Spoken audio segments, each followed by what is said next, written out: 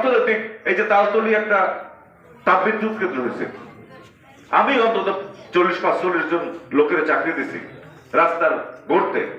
এই যে টিটিসিতে ট্রেনিং দেওয়া দিচ্ছি যে তুই একটু তার তোর লাগাইলে শেখ, বা একটু রড বাইন্ডিং কিভাবে বাঁধবে এটা একটু শিখে নিকা। ওখানে গেছে 35-40 হাজার টাকা মাসে বেতন পাইছে, বিয়ে শাদী করে নাই। এরকম একটা 17-18 বছরের ছেলে যে রাস্তায় ঘুরে কয়দিন পর সে গাঁজা ধরবে, মদ ধরবে, তার পরিবার তার দুশ্চিন্তায় ঘুমাতে পারবে না, এরকম বেকার ছেলেদেরকে আমি ওই তাপবিদ্যুৎ কেন্দ্রে চাকরি দিছি। তারা মোটরসাইকেল কিনছে, তারা বিয়ের জন্য ভালো বাড়িতে বিয়ে করার জন্য উপযুক্ত হয়েছে। পরিবার বলতে পারে যে আমার ছেলেটা চাকরি করে। এর চেয়ে ভালো কোনো খবর আছে? আপনার 3টা ছেলের 3টাই বেকার, রাস্তায় ঘন্টা নড়ে। এর চেয়ে বড় দুশ্চিন্তা আছে কিছু? বাবা মায়ের জন্য এর চেয়ে বড় কষ্টের কিছু আছে? তো আমি এরকম একটা সম্ভাবনার কথা বলেছি, এবং এরকম একটা বড় অর্থনৈতিক প্রজেক্ট বা প্রকল্প যদি এই জেলার তালতলি, আমতলি, বরগুনা কোথাও না কোথাও বাস্তবায়িত হয়, তাহলে আমার নির্বাচনী এলাকার অন্তত 10-15 হাজার মানুষের কর্মসংস্থান হবে। কর্মসংস্থান হওয়া কি জরুরি না? রাস্তাঘাট লাগবে, এই লাগবে, চাকরি বাকরি লাগবে। একটা কনস্টেবল চাকরির জন্য, ছোট চাকরির জন্য, প্রাইমারি স্কুলের দপ্তরের জন্য 10-15 লাখ টাকা ঘুষ গেছেন আমাদের দেশে, শুনছেন আপনারা? তো আমি এরকম একটা দারিদ্রতার কথা বিবেচনা করে, এরকম একটা অসুবিধার কথা বিবেচনা করে এমপি হওয়ার পর আমি নিজে নিজে ভাবছি না যে আমার নির্বাচন এলাকায় কি কি কাজ করলে বেশি মানুষের উপকার হয়। এই যে দৈনন্দিন যে কাজগুলো করি, এমপি হয়েছি 4 মাস হয় নাই পুরা, এই 4 মাসের মধ্যে আমি 6.5 কোটি টাকার ত্রাণ, পুনর্বাসন, রাস্তা, টিয়ার, কাবিখা এগুলো দিচ্ছি, গ্রামে দিচ্ছি। আগে 1 লাখ টাকা বরাদ্দ দিলে আমার মতো একজন যে স্বাক্ষর করে তার 30,000 টাকা দেওয়া লাগবে, অফিসে 20,000, তারপর থাকে 50,000, যাকে সিপিসি বানাই হেলায় 50,000 ভাগ করে বাড়ি চলে যায়। এখন মাটি কোথাও দেয় নাই গত 15 বছর। আর আমি এই যে 3টা বরাদ্দ পাইছি, 3টা বরাদ্দের প্রত্যেকটা বরাদ্দের কাজ আপনারা দেখবেন, কম হোক বেশি হোক ওটা হইতে হবে। এবং আমাকে যেহেতু ঘুষ দেওয়া লাগে নাই, তো সেই কাজ করবে না। অফিস যদি পয়সা না খায় তো অফিসের লোকেরা ছেড়ে দেবে কেউ? তো এরকম ভাবে আমি কাজ করে যাচ্ছি। তো আমার কথা হলো যে আমি যেটা ভালো মনে করব, আমি যেটা দেখবো যে বেশিরভাগ মানুষের উপকার হয়, আমি সেই কাজটা করবো। এখন একজনের অসুবিধা হইতে পারে, আরেকজনের সুবিধা হইতে পারে, কার অসুবিধা হইলো কার সুবিধা হইলো এটা দেখার বিষয় না। সামষ্টিক ভাবে সমস্ত মানুষের উপকারে আসে এরকমের একটা কাজ আমাদের করতে হবে। এই যে এখানে থেকে কুলশাখালী যদি ব্রিজ করি, ধরেন এই এলাকার মানুষের উপকার হয় না ক্ষতি হয়? উপকার হয়। এখন এই ব্রিজের এই ব্যথাটা যে অংশে পড়বে, ব্রিজটা এত বড় ব্রিজের অ্যাপ্রোচ আছে না, নামবে না, অ্যাপ্রোচের 2টা ঘর ভাগবে বা 2টা লোকের ক্ষতি হইতে পারে, কিন্তু এখানে তো 2,000 লোক আছে। আর এই 2 জন লোকে যাই যদি প্রেস ক্লাবে কান্দে যে এমপি সাহেব ব্রিজ করে আমাকে দেশ শেষ করে ফেলেছে, এতে কি দেশ শেষ করা হয়? তো এরকম অনেক ধরনের সুবিধা অসুবিধা আমাদের আছে। তো যাই হোক, আমি এখানে আমার নিজের উদ্যোগে আসছি মাঝের চরে। এখন আমি আমাকে কেউ দাওয়াত দিয়েও আনে নাই, বা আমি কোনো প্রোগ্রামেও আসিনি। আমি মালয়েশিয়া ছিলাম, ওর আগের দিন বন্যা হয়েছে, এবং বন্যার পর খবরাখবর আমি একদম নেটওয়ার্কের বাইরে, এই এলাকার কোনো মানুষের, এই জেলার কারোর সাথে কেউ মোবাইলে যোগাযোগ করা সম্ভব হয় নাই। 2 দিন 3 দিন বিদ্যুৎ নাই। ডিসি সাহেবের সাথে আমার কথা হয়েছে, তিনি সামগ্রিক অবস্থাটা আমাকে বলছে, এবং আমি যখন দেখলাম যে এরকম একটা মহা বিপর্যয়, এর মধ্যে 6 তারিখ পর্যন্ত মালয়েশিয়া থাকা আমার সম্ভব না, উচিত না, আমি তাৎক্ষণিক 56,000 টাকা ক্ষতিপূরণ দিয়ে টিকিট পরিবর্তন করে গত পরশুদিন আমি দেশে চলে এসেছি। এবং আসার পর কালকে মাননীয় প্রধানমন্ত্রী এসেছিলেন ফেবুপাড়া, সেখানে আমি তার জনসভায় আমাদের সমস্ত দুঃখ দুর্দশার কথা বলেছি।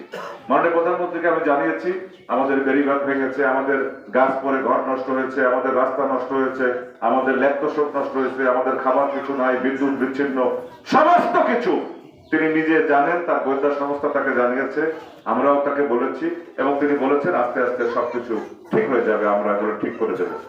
যাই হোক, এরপরে আমি গতকাল বিকেল থেকে এ পর্যন্ত এবং আগামী 5 তারিখ পর্যন্ত সমস্ত নির্বাচনী এলাকা, আমতলি, তালতলি, বরগুনা, প্রত্যন্ত এলাকায় হাজার হাজার মানুষ এরকম একটা মহা দুর্যোগের মধ্যে তারা পড়েছেন।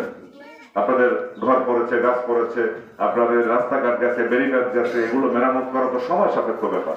তো আমি আমার নিজের উদ্যোগে আমি মাঝের চরে এসেছি। আমি জানি যে মাঝের চরের মহাবিপর্যয়, চতুর্দিকে বিষখালীর মতো রাক্ষসের নদী, সামান্য একটু জোয়ারের পানিতেও এখানে আপনারা প্লাবিত হন এবং বন্যায় তো হয়। আমি মনে করি যে সিডরের চেয়েও এটা ভয়ঙ্কর রূপ, কারণ সিডর ছিল মাত্র 2-2.5 ঘন্টা, হয়তো বহু মানুষের মৃত্যু হয়েছে। এই জেলায় 1100 মানুষ মারা গেছে সিডরে। তো সেই ভয়াবহতার চেয়েও এইটা ভয়াবহ বেশি, এই জন্য যে এবারের বন্যায় মানুষ অর্থনৈতিকভাবে ক্ষতিগ্রস্ত হয়েছে বেশি।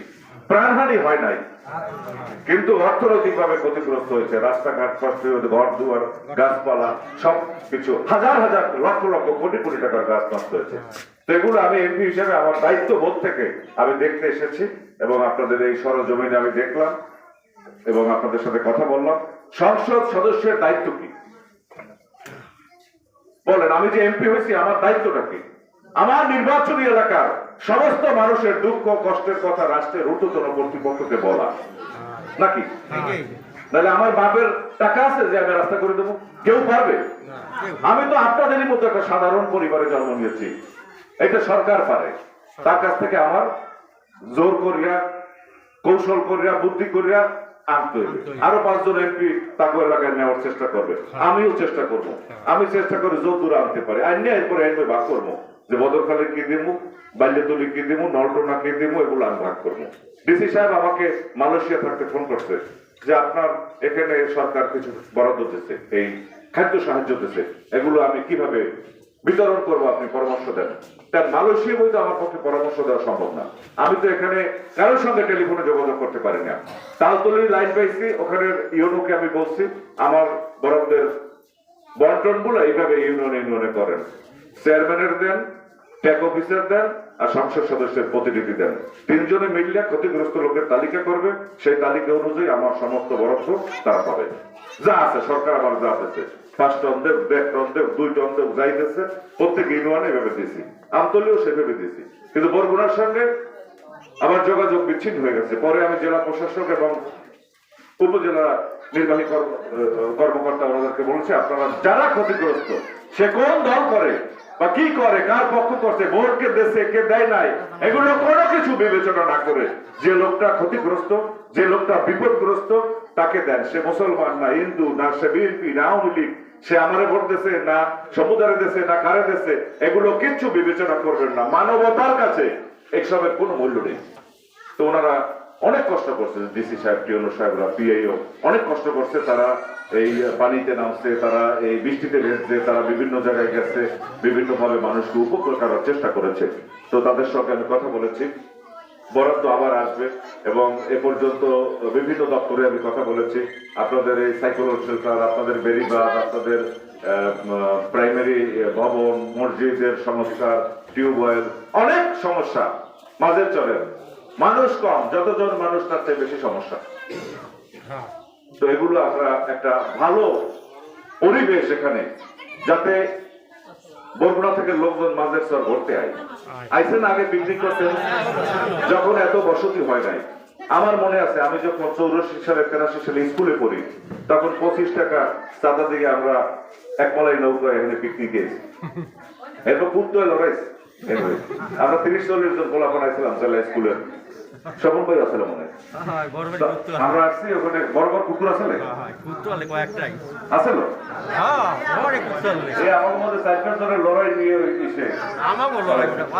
পরে আমরা খাইতে যেতে পারি না, পরে খাবার টাবার চরে বসে খাইছি। তো যাই হোক, সেই থেকে এ পর্যন্ত একটা দীর্ঘ 30-40 বছরের বসতি এখানে।